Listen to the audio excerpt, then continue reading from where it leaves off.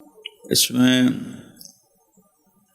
صحابہ سے لے کر آج تک علماء اور ائمہ، محدثین اور فقہا کا اختلاف ہے، اور یہ اختلاف نہ حلال کا ہے، نہ حرام کا ہے، نہ جائز کا ہے، نہ ناجائز کا ہے، مستحب کا ہے، جس کو نادانی کی وجہ سے اتنا بڑا بنا دیا کہ نفرتیں پیدا ہو گئیں۔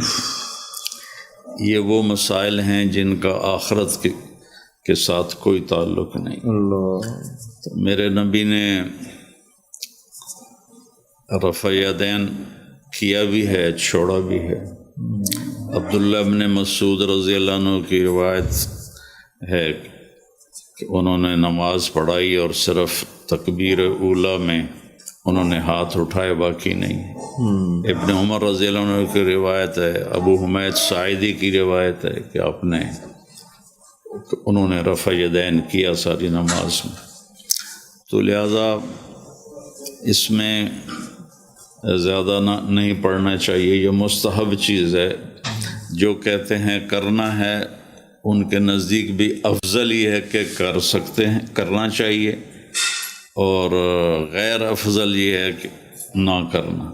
جو چھوڑتے ہیں وہ کہتے ہیں بہتر یہ ہے کہ نہ کیا جائے، کوئی کر لے تو کوئی حرج کوئی نہیں۔ تو اب اس میں کیا لڑائی اور کشتی کرنا؟ مجھے تو بہت دکھ ہوتا ہے یہ سوشل میڈیا پر جب یہ رفع یدین پر، سورۃ فاتحہ پر، اور ایسے ہاتھ کہاں باندھنے ہیں، یہ اس پر جب یہ مناظرے کرتے ہیں تو دل بہت دکھی ہوتا ہے۔ میرے نبی نے کہا صلو کما رأیتمونی اصلی، جیسے مجھے نماز پڑھتے دیکھو ویسے پڑھو۔ صلو کما اصلی نہیں فرمایا، جیسے میں پڑھتا ہوں ویسے پڑھو۔ کسی نے، ایک صحابی نے دیکھا آپ کے بٹن کھلے ہوئے تھے نماز میں، وہ ساری زندگی بٹن کھول کے نماز پڑھتے تھے کہ اللہ کے نبی نے ایسے کیا تھا۔ تو کسی نے آپ کو کسی حالت میں دیکھا، کسی نے آپ کو کسی حالت میں دیکھا۔ اللہ نے آپ نے جو کچھ آپ نے نماز میں کیا وہ اللہ نے سب زندہ کر دیا۔ وہ پوری امت میں آپ کی سنتیں اگر سارے رفع یدین پہ اکٹھے ہوتے تو چھوڑنے والی چھوٹ جاتی، سب رفع یدین کے چھوڑنے پہ اکٹھے ہوتے تو کرنے والی چھوٹ جاتی۔ تو اس طرح یہ کوئی لڑنے کی چیزیں نہیں ہیں، نہ یہ کوئی عقیدے کی چیزیں ہیں، اس پہ زیادہ سوچنا نہیں چاہیے اور نہ ہی بحث کرنی چاہیے۔ اور نہ ان پہ اصل ہے نماز میں آپ کا اللہ سے کتنا تعلق۔ فَإِذَا فَرَغْتَ فَانْصَبْ وَإِلَىٰ رَبِّكَ فَارْغَب، یہ ہے نماز میں مطلوب کہ اللہ کی رغبت میں ہو۔ قد افلح المؤمنون الذین هم فی صلاتهم خاشعون، نماز میں خشوع ہو، اللہ تعالیٰ کی ذات سے تار جڑا ہوا ہو۔ اس پر تو بات ہوتی نہیں، یہاں ہاتھ باندھنے ہیں، نہیں یہاں نہیں ہاتھ باندھنے ہیں، وہ کہ نہیں چھوڑنے ہیں، وہ کہ اونچی آمین کہنی ہے کہ نہیں آہستہ آمین کہنی ہے، یہ ساری فضولیات ہیں۔ میں عبداللہ ابن مسعود کی حدیث پہ عمل کرتا ہوں۔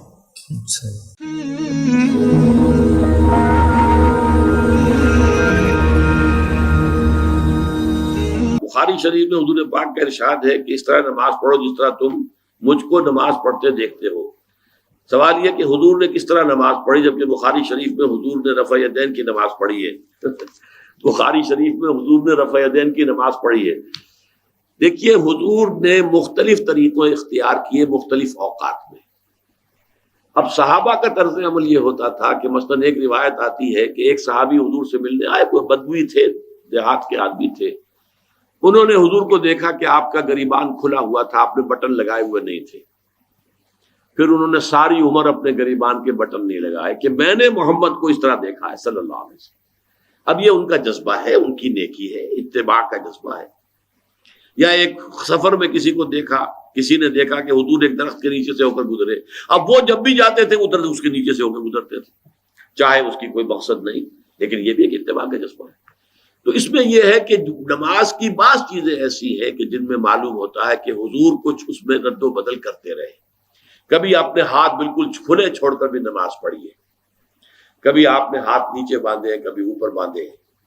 اسی طریقے سے رفع یدین کبھی ایسا بھی ہوا ہے کہ آپ نے وہ کی ہے جیسے کہ اہل حدیث حضرات کرتے ہیں، اور جیسے کہ یہ شیعہ کرتے ہیں وہ اس سے بھی زیادہ کرتے ہیں رفع یدین۔ اہل حدیث سے آگے ہیں، وہ بہت آگے ہیں رفع یدین کے اندر۔ اور ایک رائے یہ ہے کہ حضور نے آخری زمانے میں آ کر سارے رفع یدین چھوڑ دیے تھے سوائے یہی جو تکبیر تحریمہ کے وقت ہے۔ اب یہ روایات، اب یہ بحث ہو جائے گی علمی، کس روایت کا کیا مقام ہے، کس کی کیا حیثیت ہے۔ بخاری شریف میں جو روایت ہے وہ یہی ہے رفع یدین کی، جو آپ صحیح کہہ رہے ہیں، لیکن یہ کہ بخاری شریف واحد کتاب تو نہیں ہے اس حدیث کی، مصنف عبد الرزاق ایک کتاب ہے، اور اسی طریقے سے اور اس میں یہ کہ امام مالک کے پیروکار، حالانکہ امام مالک مدینے کے دارالہجرہ کے امام ہیں، وہ رفع یدین نہیں کرتے۔ امام شافعی کے کرتے ہیں، امام مالک کے نہیں کرتے، امام ابو حنیفہ کے نہیں کرتے۔ تو ان چیزوں میں بہت زیادہ پریشان ہونے کی ضرورت نہیں ہے۔ اصل جو معجزہ ہے حضور کا اور اسلام کا وہ یہ ہے کہ 1400 برس گزر گئے لیکن نماز کے ضمن میں اتنا اختلاف نہیں ہے کہ تمام مسلمان باجماعت نماز نہ پڑھ سکیں۔ دیکھیے رفع یدین کرنے میں جماعت ٹوٹی نہیں، آپ نے کیا یا نہیں کیا، جماعت کی فارمیشن برقرار رہی۔ فرض کیجئے کوئی شخص یہ سمجھتا کہ پہلے سجدہ ہے پھر رکوع ہے، تو اب یہ دو آدمی ساتھ نماز نہیں پڑھ سکتے، جن میں سے ایک کے نزدیک پہلے رکوع ہے پھر سجدہ ہے، دوسرا یہ سمجھتا ہے کہ نہیں پہلے سجدہ ہے پھر رکوع ہے، نہیں ہو سکتی، ان کی جماعت اب جمع نہیں ہو سکتی۔ یا کسی کا یہ خیال ہو کہ جیسے ہر رکعت میں رکوع ہے کہ سجدہ بھی ایک ہے، وہ ایک سجدہ کر کے کھڑا ہو جائے۔ اب ظاہر بات ہے دوسرا شخص جس کے نزدیک دو سجدے ہیں وہ ایک اور سجدہ کرے گا، فارمیشن ٹوٹ گئی، اب وہ ساتھ نماز نہیں پڑھ سکتے۔